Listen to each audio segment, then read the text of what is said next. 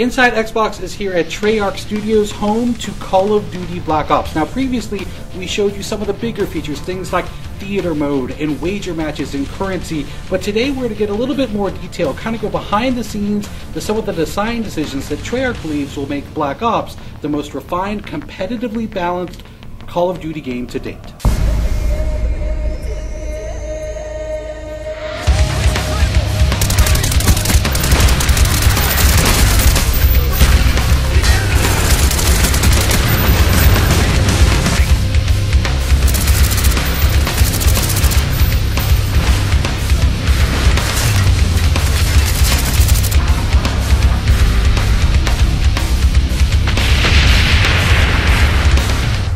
One of the great things about having such a large community of players playing our game is that it isn't very difficult for us to hear when fans do not like something about our game or they do like something about our game. All we have to do is listen, and we are listening.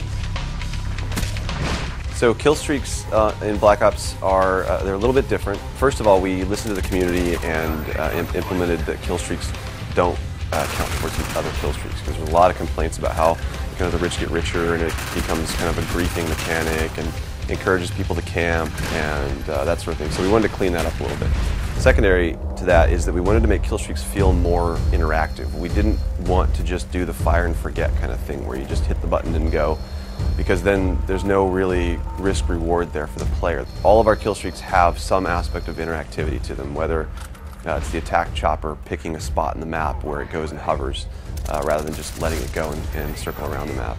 Or with the mortar team, for example, you can pick 3 locations on the map and get a really fast targeted strike to those places. So the perk design philosophy is we want every perk to feel like it supports a specific gameplay style. So we want to kind of beef up this characterization of, if I select a perk, this represents me and how I play the game. So for example, we have a perk called Hacker. Hacker is similar to some of the perks in previous Call of Duty games where they let you see enemy deployed equipment in the world. The difference with Hacker is that you actually can go up to enemy equipment now and hack it so that it turns to your team, and the guy who owns that piece of equipment won't know that you've done that. One of the big changes that we're making in Black Ops multiplayer is that your perk 1 slot is what determines what your character model is.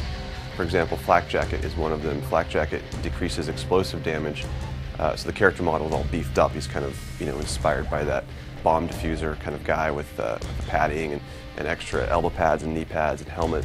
So you can tell from a distance at a glance that guy has Flak Jacket as one of his perk 1 slot selections. And if you throw a grenade, he's probably not going to die from the grenade. A lot of suggestions made it in from the community, starting from those objective icons, the A and B icon. They'll fade away if the reticle over them, so no longer are they getting in your way when you're trying to shoot. Shotguns are primary weapons now again, so something like a shotgun is so lethal it should behave like a shotgun, so it needs to be in that primary weapon slot. We have the grid coordinates on the overhead map, so whether you pull up your pause menu or in the top left corner, so it's going to be very, very easy for you to call out exactly where action is happening. Instead of having to say, oh, he's over by grandma's house, you can now say, oh yeah, he's in quadrant D, 3. We take suggestions from all sorts of our sub-communities. Another one is this whole new core movement mechanic called diving to prone. So it's something that we found was very interesting.